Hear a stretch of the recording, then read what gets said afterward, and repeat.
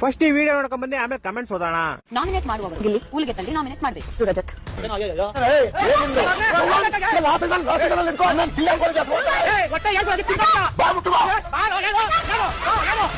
चलिए शुरू करते हैं. ಕಾವ್ಯ ಊಸರವಳ್ಳಿ ಅನ್ನೋರು ಲೈಕ್ ಮಾಡಿ. ಕಾವ್ಯನ ಮೊದಲು ಬಿಗ್ ಬಾಸ್ ಮನೆಯಿಂದ ಕಳಿಸಬೇಕು. ಅಶ್ವಿನಿ ಅಂತ 100 ಜನ ಇದ್ದರೂ ನಡೆಯುತ್ತೆ ಮನೆಯಲ್ಲಿ, ಆದರೆ ಕಾವ್ಯ ನಂತರ ಒಬ್ಬರು ಇರಬಾರದು. ನನ್ ಮೇಲೆ ನಿನ್ಗೆ ಯಾಕೆ ಇಷ್ಟ ದ್ವೇಷ? ನಾನು ಏನ್ ತಪ್ಪು ಮಾಡಿದೀನಿ? ಕಾವ್ಯ ಅವಾಗ ಬದಲಾಗುವ ಊಸರವಳ್ಳಿ.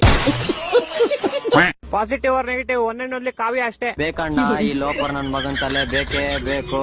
ಕಾವ್ಯಗೆ ನೆಗೆಟಿವ್ ಕಮೆಂಟ್ಸ್ ಹಾಕೋರು ಬೇವರ್ಸಿಗಳು. ಯಾಕೆ ನಿಜ ಹೇಳಿದಕ್ಕೆ ನಿಮಗೆ ತಿಕ್ಕ ಉರ್ದೋಯ್ತಾ? ನೆನ್ನೆ ಚೈತ್ರಕ್ಕ ಓವರ್ ಆಕ್ಟಿಂಗ್, ಯಾರಿಗೆಲ್ಲ ನೋಡಕ್ಕಾಗಿಲ್ಲ ಲೈಕ್ ಮಾಡಿ.